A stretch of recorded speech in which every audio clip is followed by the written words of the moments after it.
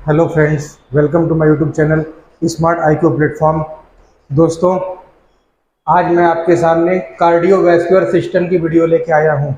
चौथी टॉपिक है हमारी। मैंने आप लोगों को सिलेबस में लिखवाया भी था। हृदय परिसंचरण तंत्र चौथी टॉपिक है, ठीक है। जो लोग इससे पहले की वीडियो दोस्तों ना देखे हैं उसको देखिए, आपको बहुत ही आसान शब्दों में बायोलॉजी समझ में आ जाएगा। जो लोग विज्ञान से डरते थे दोस्तों, अब विज्ञान से डरने की ज़रूरत नहीं है। अब आप आसानी से विज्ञान को समझ जाएंगे, एकदम आसान भाषा में, ठीक है दोस्तों।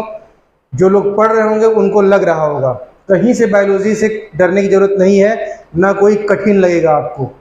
ये चौथा टॉपिक है कार्डियोवैस्कुलर सिस्टम। कार्डियो का देखिए मतलब ही होता है हार्ट। कार्डियो कहीं भी लग जाए, कार्डियोलॉजी, हृदय स्पेशलिस्ट, ठीक है, हार्ट स्पेशलिस्ट, इसका मतलब हुआ कार्डियो का मतलब हार्ट, हृदय। और वैस्कुलर कहीं भी लग जाए इसका मतलब होता है ब्लड, ठीक है दोस्तों। तो पहले हम ब्लड पढ़ेंगे, फिर बाद में हार्ट पढ़ेंगे। तो देखिए ब्लड के बारे में पहले बेसिक चीजें, ब्लड क्या है। ब्लड नेचुरल कोलाइड है, प्राकृतिक कोलाइड है। अब समझिएगा, कोई केमिस्ट्री यहाँ नहीं समझनी है दोस्तों, बिल्कुल आसान भाषा में। क्या है? तो प्राकृतिक कोलाइड है। जैसे किसी भी चीज को आप, पानी को छान दीजिए किसी कपड़े में, पानी आर पार हो जाएगी, लिक्विड के रूप में है। लेकिन ब्लड को आप छानेंगे तो ब्लड निकल जाएगा, लेकिन कपड़े में कुछ हल्का फुल्के इसके कण चारों तरफ रह जाएंगे। तो जैसे आप कोई भी चीज छानते हैं लिक्विड फॉर्म को, अगर उसमें कुछ भी कण बच जाते हैं उसे ही बोलते हैं कोलाइड। तो ब्लड क्या है? नेचुरल कोलाइड है। यह कनेक्टिव टिश्यू है, जिसे हिंदी में बोलते हैं संयोजी ऊतक, ठीक है दोस्तों। पूछे अगर कि हमारे शरीर में कनेक्टिव टिश्यू किसे कहते हैं, तो ब्लड को कहते हैं, ठीक है। फिर ब्लड, इसका पीएच मान कितना होता है?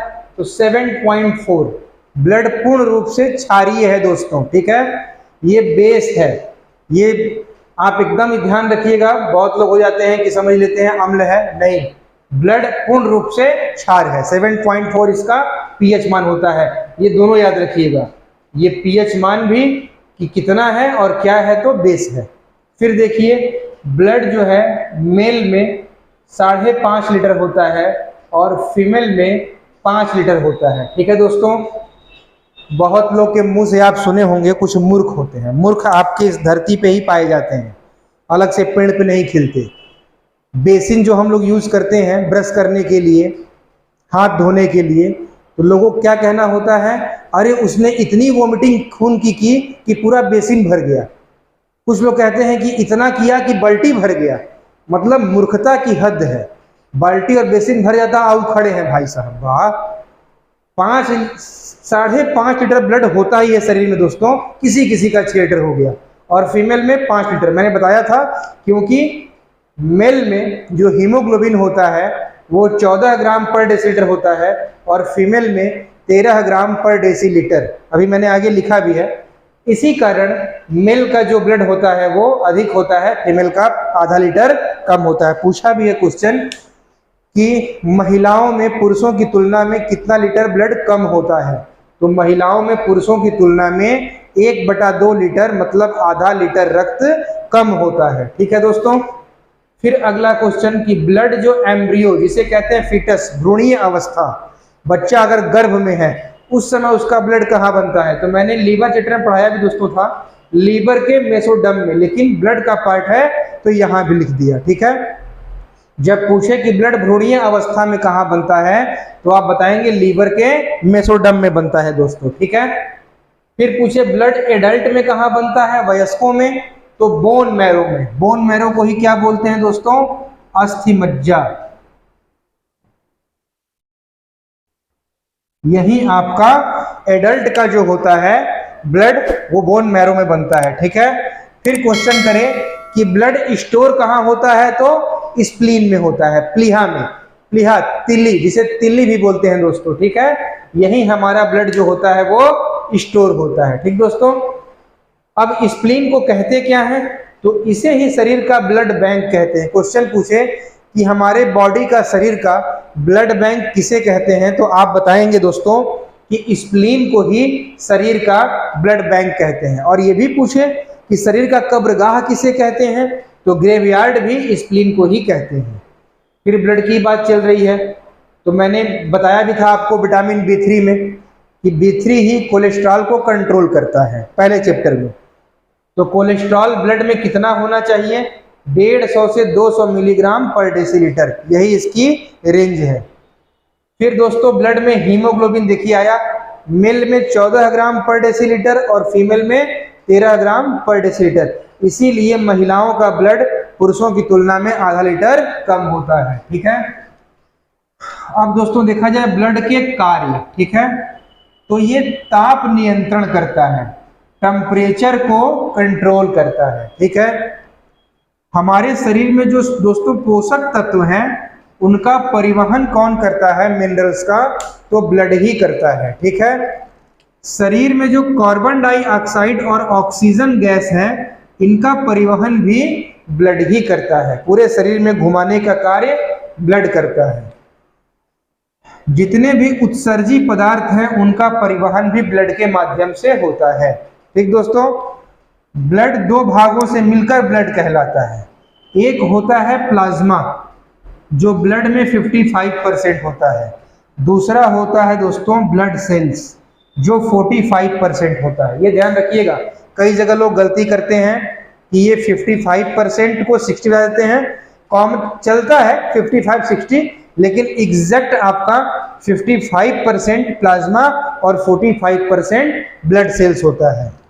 इसी प्लाज्मा में दोस्तों जो हमारे शरीर में हार्मोन होते हैं, ऑक्सीजन होता है, पोषक तत्व होता है, प्रोटीन होता है, इसी प्लाज्मा में पाए जाते हैं। ठीक है, और दोस्तों इसी प्लाज्मा में दो प्रोटीन और मिलते हैं, एक होता है प्रोथ्रोम्बिन और दूसरा होता है फाइब्रिनोजेन, जो मैंने आपको दोनों पढ़ाया था पहले टॉपिक में ब्लड क्लॉटिंग के समय, आप पढ़े होंगे। डाइजेस्टिव सिस्टम जब मैं पढ़ा रहा था उसी समय मैंने आपको पढ़ाया था ब्लड क्लॉटिंग के बारे में, विटामिन के और विटामिन पी के बाद। ठीक है दोस्तों, तो जो ये प्रोथ्रोम्बिन और फाइब्रिनोजेन होते हैं वो प्लाज्मा में ही पाए जाते हैं। अगर प्लाज्मा में से प्रोथ्रोम्बिन को आप हटा देंगे तो ब्लड, जैसे ब्लड क्या है, प्लाज्मा जो पानी वाला भाग होता है ब्लड का वो प्लाज्मा होता है, जो गाढ़ा भाग होता है उसे ब्लड सेल्स कहते हैं, रुधिराणु, रुधिर के अणु। ठीक है, तो इसी प्लाज्मा में से अगर प्रोथ्रोम्बिन को निकाल देंगे तो ये और पतला हो जाता है, उसी को हम बोलते हैं सीरम, जो आप देखते हैं बीमारियों की जांच के लिए उसी का यूज किया जाता है। ठीक है, तो प्लाज्मा आप समझ गए होंगे दोस्तों, और बॉडी में 55%। ठीक है, ब्लड सेल्स 45%, इसमें 3 आते हैं ब्लड सेल्स में। आरबीसी जिसे हम बोलते हैं एरिथ्रोसाइट्स, ध्यान रखिएगा आजकल दे रहा है कि आरबीसी का नाम न देके ये नाम दे रहा है दूसरा वाला।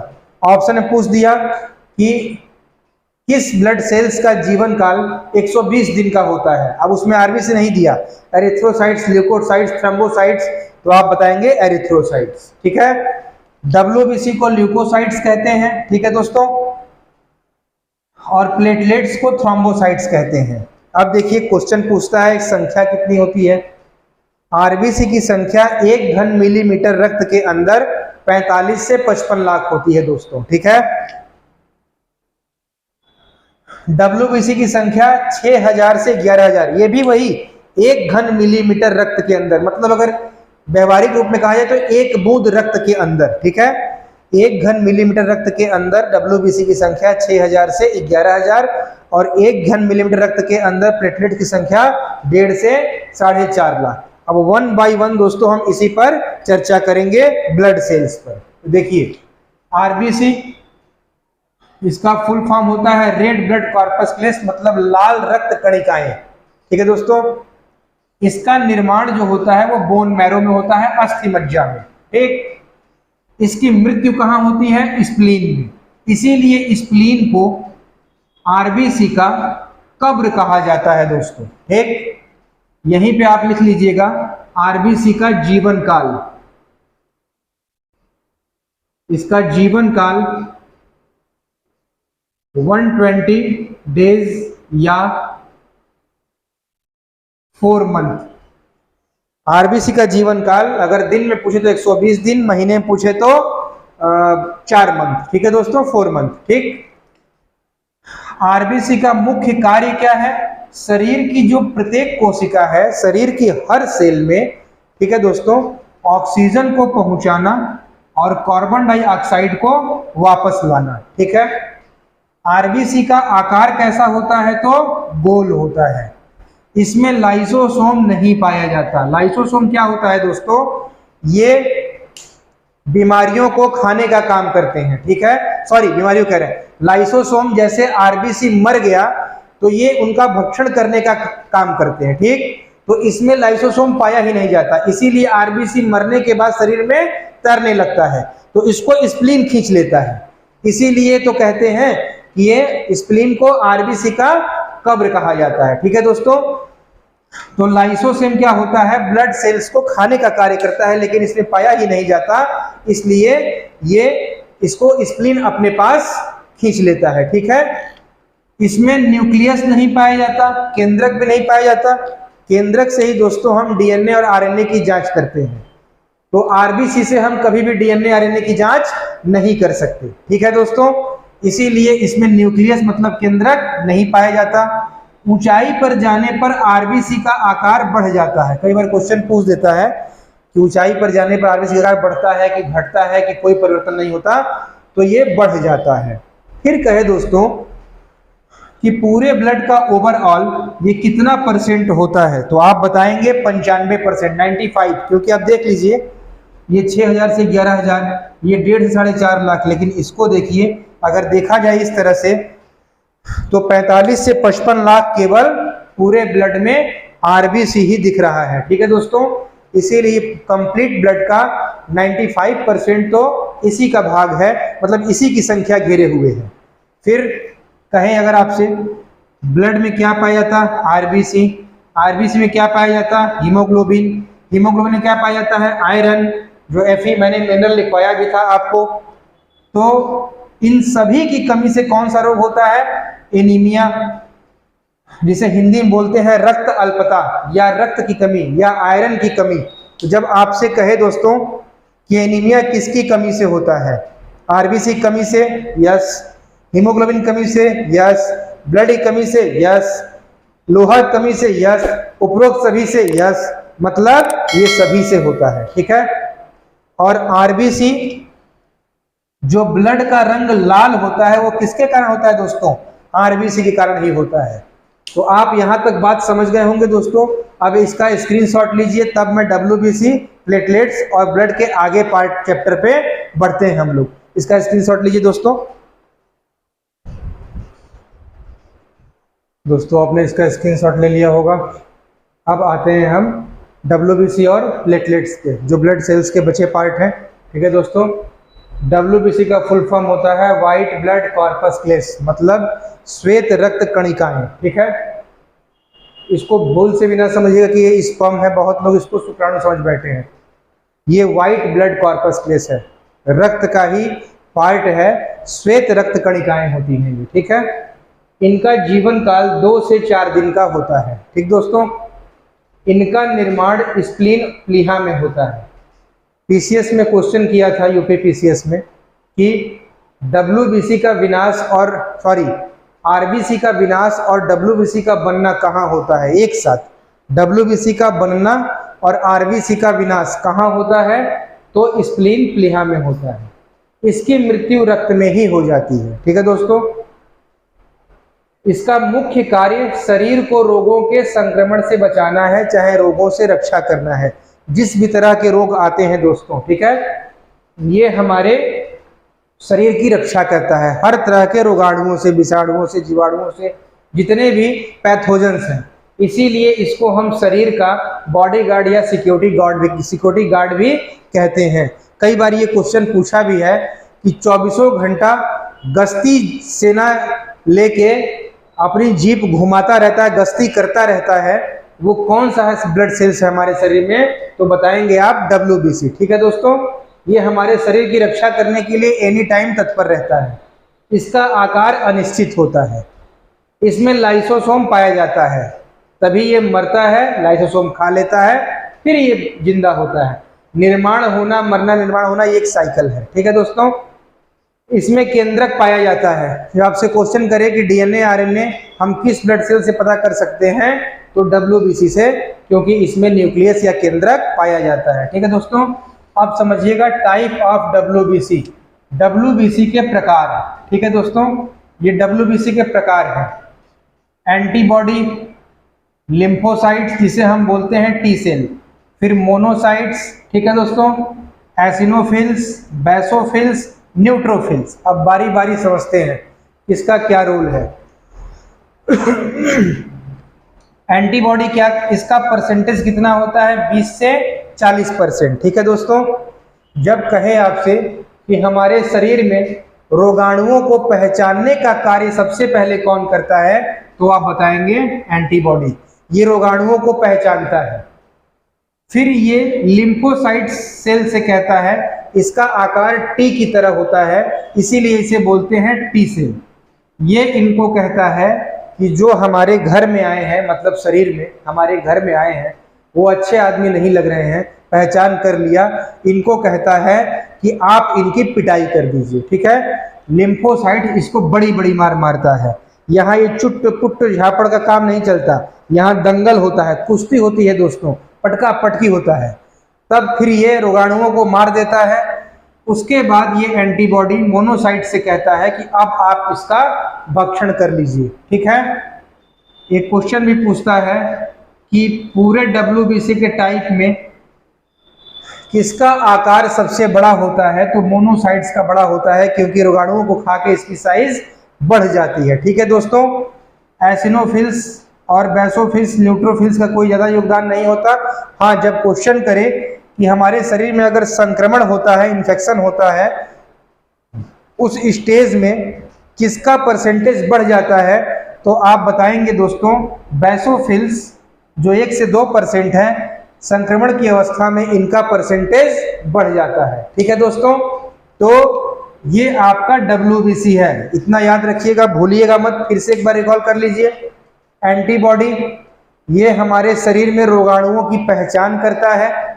लिम्फोसाइट से बोलता है, लिम्फोसाइट उसकी पिटाई करती है, मोनोसाइट्स उसका भक्षण कर लेता है, मामला वहीं खत्म हो जाता है, हम तक नहीं आता। लेकिन दोस्तों, जब HIV एड्स इस पर हमला करता है, हमारे शरीर पर, हमारी बॉडी पर, अगर HIV ने हमला कर दिया, अगर HIV आ गया, तो क्या होगा, सबसे पहले वो लिम्फोसाइट सेल या टी सेल को ही मार देती है दोस्तों। ठीक है, इसी कारण उसमें ये क्वेश्चन कर जाता है कि HIV में सबसे पहले कौन सी सेल मर जाती है, तो लिम्फोसाइट कोशिका मर जाती है।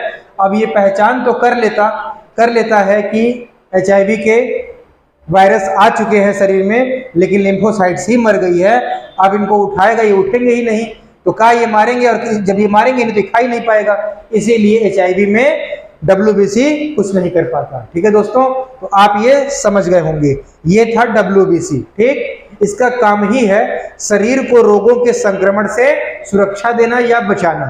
अब आते हैं प्लेटलेट्स पे, रक्त बिंबाणु। इसका निर्माण बोन मैरो में होता है, जैसे हमारे RBC का होता था। इनका जीवन काल 3 से 5 दिन का होता है। इनकी मृत्यु स्प्लीन में होती है दोस्तों। इनका मुख्य कार्य क्या है, शरीर में रक्तस्राव, मतलब हेमरेज। ठीक है, इनका मुख्य कार्य है शरीर में रक्तस्राव, हेमरेज होने से रोकना। ठीक है दोस्तों, क्योंकि इसी की कमी होगी तो हेमरेज खतरा बढ़ जाएगा, जो डेंगू बुखार में हो जाता है। डेंगू फीवर में क्या होता है, प्लेटलेट्स की कमी हो जाती है, जो मैंने आपको थ्रोम्बोसिस पढ़ाया भी था जब विटामिन पढ़ा रहा था, ब्लड क्लॉटिंग पढ़ा रहा था, उस समय मैंने आपको थ्रोम्बोसिस पढ़ाया है कि डेंगू वायरस के होने से प्लेटलेट्स चोटिल होता है या घायल होता है, और उसके घायल होने से थ्रोम्बोसिस होता है। थ्रोम्बोसिस किसे कहते हैं, रक्त की नलिका के अंदर रक्त का जमना, मतलब ब्लड क्लॉटिंग होना, वही चीज है दोस्तों। प्लेटलेट्स का मुख्य कार्य है शरीर में रक्तस्राव या हेमरेज होने से रोकना। इसका आकार पूछे तो उत्तल लेंस की तरह होता है दोस्तों। यह शरीर को पावर, शक्ति प्रदान करता है। देखिए 3 ब्लड सेल्स, तो छात्रों के लिए तीनों ब्लड सेल्स चेक करा के ही पढ़ेंगे आप, तो आप समझ पाएंगे कि अच्छा, आप देखे होंगे बहुत से छात्र 8 घंटा, 10 घंटा, 12 घंटा पढ़ते हैं, नहीं थकते। कोई 1-1 घंटा में लगी नींद लगने, झपकी आने, कोई सोने लगा, कोई 2 घंटा बाद सोने लगा, किसी को बहुत मन है लेकिन पढ़ ही नहीं पा रहा है। रीजन है आरबीसी। आपको मैंने पढ़ाया, आरबीसी कम होगा तो हीमोग्लोबिन कम होगा, तो आपके शरीर में चुस्ती फुर्ती कम होगी। ठीक है दोस्तों, ध्यान रखिएगा। चुस्ती फुर्ती नहीं रहेगी तो पढ़ने में आलस आएगी, नहीं पढ़ पाएंगे। WBC हमारे शरीर की सुरक्षा करता है, ठीक है, रोगों से बचाता है, ये भी सही रहना चाहिए हमारे शरीर में इसका परसेंटेज। और प्लेटलेट्स हमें पावर देता है। देखे होंगे आप लोग, कुछ लोग एकदम फिरंगी की तरह होते हैं लेकिन खूब काम करते हैं, थकते भी नहीं है, एकदम नाचते रहते हैं सर, लेकिन थकेंगे ही नहीं। क्यों? क्योंकि उनका प्लेटलेट्स बहुत तगड़ा है, 1.5 से 2 लाख होगा। जिसका प्लेटलेट्स एकदम अपने रेंज में रहेगा वो कभी थकेगा ही नहीं, और जिसका प्लेटलेट्स कम होगा वो देखेंगे तो नींद आने लगेगी, उनको सुस्ती आएगी, वो सुपेंगे दोस्तों। ठीक है, तो प्लेटलेट्स डाउन होगा तो नींद आती है, कमजोरी महसूस होती है, पढ़ने का मन नहीं करता। आरबीसी है, प्रेरित कर रहा है पढ़ने के लिए, लेकिन हिम्मत नहीं रही कि पढ़ाई करे। तो अगर ये तीनों सेल्स अगर आप सही रखेंगे अपने बॉडी में, अपने डाइट को लेके, तो आपका पढ़ाई में, हर चीज में मन उत्साह से लगेगा। तो ये हमारे शरीर के ब्लड सेल्स बहुत ही ज्यादा इंपॉर्टेंट रोल अदा करते हैं दोस्तों। ठीक है, तो यह हमें शक्ति प्रदान करता है। इसमें केंद्रक नहीं होता, इसमें भी न्यूक्लियस नहीं पाया जाता, जैसे आरबीसी में नहीं पाया जाता था वैसे इसमें भी नहीं पाया जाता। ठीक है दोस्तों, नोटिस पॉइंट मैंने लिखा है, डेंगू बुखार के कारण मानव शरीर में प्लेटलेट्स की कमी हो जाती है। जो मैंने बताया था अभी, जो पहले चैप्टर में पढ़ाया भी था, कि जहां डेंगू होगा तो प्लेटलेट्स हमारे शरीर में कम हो जाएगा। और प्लेटलेट्स किस मच्छर काटने से होता है? फीमेल मॉस्किटो कौन है? मादा मच्छर एडिस एजिप्टी। ये एडिस एजिप्टी मच्छर जब काटती है तो डेंगू होता है। दोस्तों ध्यान रखिएगा, कभी भी पुरुष मच्छर नहीं काटता, हमेशा महिला मच्छर काटती है। ठीक है, महिला मच्छर ही आपको आके काटती है। तो इस धरती पर जो भी मच्छर काटते हैं वो काटते नहीं, वो काटती हैं। नर मच्छर केवल भुनभुनाते हैं, महिला मच्छर काटती है। और हमारे देश में डेंगू का पहला मामला 1963 में कलकत्ता में पाया गया था। इतना आप दोस्तों स्क्रीनशॉट ले लीजिए, फिर हम आगे आते हैं इस चैप्टर में। दोस्तों आप लोगों ने स्क्रीनशॉट ले लिया होगा, अब आइए पढ़ते हैं। अभी पढ़े हम लोग आरबीसी, डब्ल्यूबीसी, प्लेटलेट्स। अब पढ़ते हैं type of blood. Type of blood 2 प्रकार के होते हैं। एक होता है ब्लड ग्रुप, जो सभी जानते हैं, A B A B O. ठीक है दोस्तों, 4 प्रकार के ब्लड ग्रुप होते हैं। इसकी खोज 1900 ईस्वी में कार्ल लैंडस्टीनर ने की थी। ठीक, दूसरा होता है टाइप ऑफ ब्लड में आरएच फैक्टर, जिसे बोलते हैं रिसस फैक्टर। रिसस नामक बंदर पर इसकी खोज हुई थी, मैं अभी आगे पढ़ाऊंगा दोस्तों। 2 प्रकार के ये भी होते हैं, पॉजिटिव नेगेटिव। इसी से हम तय करते हैं कि किसका ब्लड पॉजिटिव है, किसका नेगेटिव है। नेगेटिव का मतलब उसमें कोई भी चीज नहीं पाया जाना, इसका मतलब नेगेटिव। ठीक है, आजकल ऑप्शन में ये ऐसे दे रहे हैं। ठीक है, ए आर एच पॉजिटिव मतलब A positive, B R H negative मतलब बी निगेटिव की बात कही जा रही है। अब देखिए दोस्तों, ब्लड ग्रुप क्या होता है। ब्लड ग्रुप, इसका निर्धारण एंटीजन के द्वारा किया जाता है। तो एंटीजन क्या होता है? यह प्रोटीन होती है और आरबीसी में पाई जाती है। ये समझ गए आप? कहे कि एंटीजन क्या होता है, तो प्रोटीन होती है, आरबीसी में पाई जाती है। लैंडस्टीनर भाई साहब ने सबसे पहले एंटीजन की खोज की थी। देखिए यहाँ लिखा हूँ एंटीजन, क्योंकि ब्लड ग्रुप का निर्धारण किस पे किया जाता है? एंटीजन के द्वारा किया जाता है। तो इन्होंने 4 प्रकार के एंटीजन खोजे, तो वही 4 प्रकार से ब्लड ग्रुप का नामकरण हुआ। ए एंटीजन मिला ब्लड में तो ब्लड ग्रुप ए, जिसके में बी एंटीजन मिला तो ब्लड ग्रुप बी, जिसके में ए एंड बी 2 एंटीजन मिले तो ए बी हो गए, और जिसके में कोई भी एंटीजन नहीं मिला, नो एंटीजन, उसी को बोला गया ये ब्लड ग्रुप ओ है। अब समझिए दोस्तों एंटीबॉडी क्या होती है। दूसरा टर्म चाहिए, पहला एंटीजन, दूसरा एंटीबॉडी, तभी आप पूरी बातों को समझेंगे। ये इसका हिंदी अर्थ प्रतिपिंड या प्रतिरक्षी। पहली बात ये पूछता है क्वेश्चन पूछा भी है पीसीएस में, यूपी पीसीएस में, कि एंटीबॉडी कहाँ बनी होती है या कहाँ पाई जाती है? तो प्लाज्मा में पाई जाती है। जैसे एंटीजन आरबीसी में पाई जाती है, वैसे एंटीबॉडी प्लाज्मा में बनी होती है या पाई जाती है, और यह भी क्या होती है, प्रोटीन होती है। ठीक है दोस्तों। फिर है आपका, आप समझा रहे हैं ब्लड ग्रुप, एंटीजन, एंटीबॉडी, कैसे हम किसी को ब्लड देते और लेते हैं। ब्लड ग्रुप ए जिसका होता है, कैसे होता है आपको बताए, जिसका एंटीजन ए तो ब्लड ग्रुप ए, उसके अंदर कौन सी एंटीबॉडी होगी, एंटी-बी। नाम ही एंटी-बी है। किसका दुश्मन है, एंटी-बी, बी का दुश्मन है, जिसको होता है एंटीपार्टी, एंटी-पार्टी बोलते हैं। ठीक है, एंटी-पार्टी मतलब विपक्षी। वैसे ही दोस्तों एंटी-बी, बी का दुश्मन, इसीलिए ए को ए का ब्लड देंगे, जैसे ही बी का देंगे, एंटी-बी बैठा है, बी को मार देगा। जैसे ए बी देंगे, यहां बी मिला, बी को मार देगा। अब समझ गए बात। फिर B blood group, antigen B तो ब्लड ग्रुप बी। यहां एंटीबॉडी क्या होगी, एंटी ए, क्योंकि एंटी बी होगी तो बी को भी दे नहीं पाते, मर जाता ना। एंटी ए का दुश्मन है बी वाले में, तो बी को बी देंगे, अगर ए बी देंगे तो मार देगा, ए देंगे तो मार देगा। फिर समझिए ए बी, ठीक है, ये होता है आपका सर्वग्राही। ठीक है दोस्तों, और ये होते हैं सर्वदाता, यूनिवर्सल डोनर, यूनिवर्सल एक्सेप्टर। तो जो ए बी है, इस ए और बी एंटीजन पाया गया, अभी मैंने बताया था, इसीलिए इसका नाम ए बी है।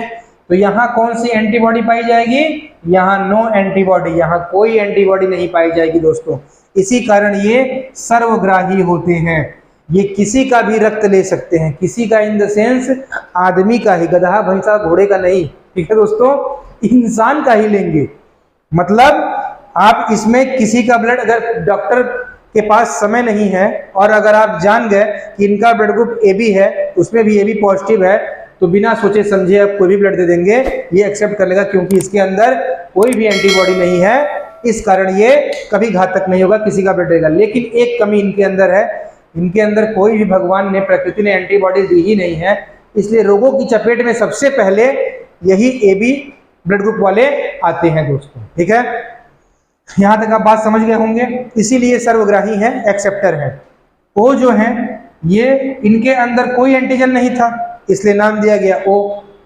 लेकिन इनके अंदर दो दो एंटीबॉडी है, मजबूत तो है ये, पूरे प्रकृति में सबसे मजबूत कहा जाए कौन से होते हैं ब्लड ग्रुप वाले, तो ओ ब्लड ग्रुप वाले। इनके अंदर दोनों एंटीबॉडी पाई जाती है, anti A plus anti B. इसीलिए ये दोस्तों किसी को भी अपना खून या ब्लड दे सकते हैं, इसीलिए इनको डोनर कहा जाता है। इसीलिए मैंने यहाँ लिखा है यूनिवर्सल एक्सेप्टर, सर्वग्राही, A B positive, A B मतलब RH फैक्टर पॉजिटिव, इसमें किसी का भी रक्त लिया जा सकता है। यूनिवर्सल डोनर सर्वदाता, ओ निगेटिव मतलब ORH निगेटिव, इसमें किसी को भी रक्त दिया जा सकता है। ये मजबूत तो होते हैं, लेकिन ये ओ निगेटिव ही ओ निगेटिव अपना ब्लड ले सकते हैं, बाकी इस धरती पर किसी का ब्लड नहीं ले सकते। ये बहुत ही मतलब समझ लीजिए दोस्तों, बहुत कम चांस होते हैं इस ब्लड के मिलने के, और बहुत कम पाया भी जाता है। अभी मैं आपको वो भी लिख दूंगा कि इस धरती पर RH पॉजिटिव का परसेंटेज क्या है, RH निगेटिव का परसेंटेज क्या है। आप इतना स्क्रीनशॉट लीजिए, फिर मैं आता हूं आगे। आइए फ्रेंड्स, आपने स्क्रीनशॉट ले लिया होगा। अब हम बात करते हैं रिसर्च फैक्टर की। अभी हम लोगों ने देखा ब्लड ग्रुप के बारे में, अब ये लास्ट पॉइंट होता है रिसर्च फैक्टर। यही बच गया था जो आपके दिमाग में चल रहा होगा कि ये RH फैक्टर है क्या। देखिए दोस्तों, लैंड स्टीनर ने सबसे पहले जब ब्लड ग्रुप की खोज की तो भी लोग मरने लगे। जब ये ए को ए दिए, बी को बी दिए, ए बी को ए बी दिए, ओ को ओ दिए, फिर भी मरने लगे। तब ये सोचे कि अब कहाँ फॉल्ट हो गया, ब्लड ग्रुप तो सेम है। फिर कार्ल लैंड स्टीनर और वीनर ने रक्त में एक अन्य प्रकार के एंटीजन का पता लगाया। ठीक है दोस्तों, और वो कौन सा था, RH फैक्टर। और ये कब काम किया गया था, 1940 ईस्वी में दोस्तों, 1940 में, 1940 साल बाद, 1900 ईस्वी में इन्होंने ब्लड ग्रुप की खोज की थी स्टीनर भाई साहब ने। लेकिन जब दोनों लोग मिले तो 40 साल बाद 1940 ईस्वी में इन लोगों ने रक्त में एक और प्रकार के तत्व का पता लगाया, एंटीजन का, जिसे बोला गया रिसस फैक्टर।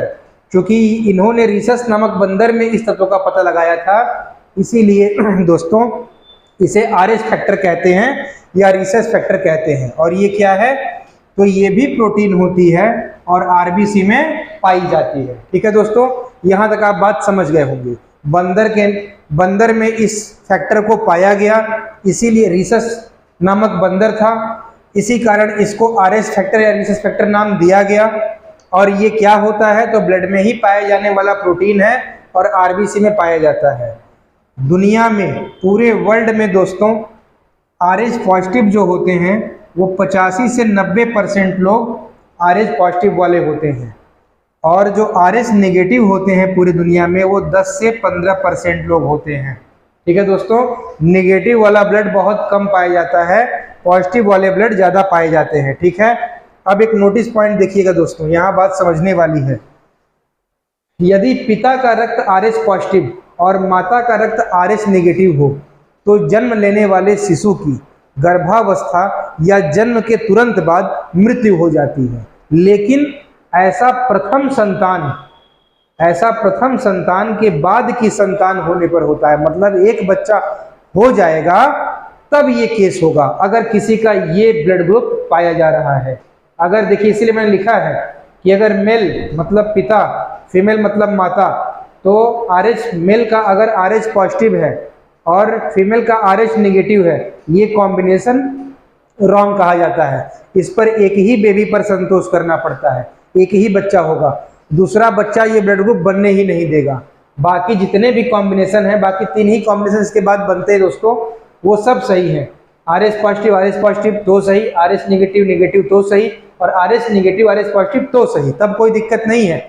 लेकिन आरएच पॉजिटिव अगर पिता का है, मेल का है, और फीमेल का आरएच नेगेटिव है, तो ऐसा होने पर एक ही बच्चा होगा, दूसरा बच्चा कभी नहीं हो सकता, या तो गर्भ में मरेगा या तो पैदा होने के बाद मरेगा। ठीक है दोस्तों, तो ये हमारा पूरा ब्लड चैप्टर था। इसको दोस्तों मन से पढ़िएगा, ये वीडियो 1-2 बार देखिएगा तो आपको खुद समझ में आएगा दोस्तों, बहुत अच्छे से 2-3 बार देखेंगे तो आपको ये चैप्टर याद हो जाएगा, और एग्जाम के पॉइंट ऑफ व्यू से यहाँ से क्वेश्चन दोस्तों बहुत आते हैं। ठीक है दोस्तों, अब मैंने आपको ये भी समझा दिया कि हम ब्लड ग्रुप को देखते कैसे हैं। बस हम लोगों को भी, जो शीशे में लोग ब्लड लेके ऐसे कर देते हैं, बस हम लोग को वो लेंस चाहिए, आप भी देख के पहचान जाएंगे कौन सा ब्लड ग्रुप है। देखिए कितना सिंपल होता है। ये ब्लड ग्रुप ए है, आप देखते होंगे ए वाले ब्लड ग्रुप में दोस्तों ए का कर्व होता है। ठीक है, ए नुमा हो, जैसे ए लिखे हैं ए, तो यही ब्लड में ब्लड ग्रुप ए वालों का यही दिखता है ए, तो हम पहचान जाते हैं कि ये ब्लड ग्रुप ए वाले हैं। अब आप भी देख के समझ जाएंगे, जैसे दिख जाए ब्लड में ये ए है, और उनकी जो एंटीबॉडी होगी वो एंटी बी। बी देखिए कैसे होता है, यहाँ बी लिखे हैं, ऐसे ऐसे कर्व है, तो एक कर्व अगर लीजिए ऐसे, वही है ये बी का, तो ऐसे ही एंटीबॉडी आपके ब्लड में नजर आती है। ब्लड ग्रुप ऐसा नजर आता है ए नुमा, और ब्लड एंटीबॉडी बी नुमा, इसीलिए पकड़ लेते हैं कि ये ब्लड ग्रुप ए है, एकदम साफ दिखता है। ब्लड ग्रुप बी में देखिए, बी में कर्व ही पाया जाता है, तो देखिए ब्लड में आपको एकदम सामने दिखेगा एकदम बी नुमा कर्व, तो ये ब्लड ग्रुप बी है, और इसकी एंटीबॉडी ए होती है। देखिए यहाँ ए नुमा कर्व बना है दोस्तों। ठीक है, कर्व क्या मतलब ए की आकार बनी हुई रहती है एंटीबॉडी, तो anti A. Blood group A B में क्या है, दोनों पाया जाता है। देखिए ये ए भी और ये बी का ये वाला भी, देख रहे हैं ना, ये बी का ये वाला भी पाया जाएगा और ए का ये वाला। तो देखिए ए बी, इसीलिए इसको देख लेते हैं ब्लड ग्रुप ए है, और इसमें कोई भी एंटीबॉडी नहीं होती है दोस्तों। ठीक है, इसमें नो एंटीबॉडी, आपको पढ़ाए ही थे। और ब्लड ग्रुप ओ में कोई भी चीज नहीं दिखा एंटीजन, इसलिए कोई भी एंटीजन नहीं मिला, इसलिए इसको नाम दिया गया ये ओ ब्लड ग्रुप है। और इसमें anti A plus anti B दोनों एंटीबॉडी मिली।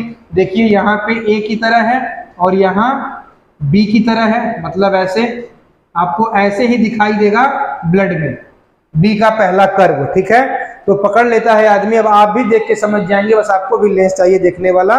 ब्लड को जैसे देखेंगे शीशे पे ऐसे ही नजर आता है, और एंटीबॉडी ऐसे नजर आती है। तो ये दोस्तों ऐसे ब्लड ग्रुप पहचानते हैं। दोस्तों हमारा ये ब्लड का टॉपिक कंप्लीट हुआ। दोस्तों इसको प्लीज लाइक शेयर और सब्सक्राइब करिए, अपने दोस्तों को शेयर करिए और मन से पढ़िए दोस्तों। ऐसे ही मैं आपके लिए अच्छी और अच्छी से अच्छी वीडियो दोस्तों लाता रहूंगा। तब तक के लिए थैंक यू सो मच दोस्तों। आप इसका स्क्रीनशॉट ले लीजिए।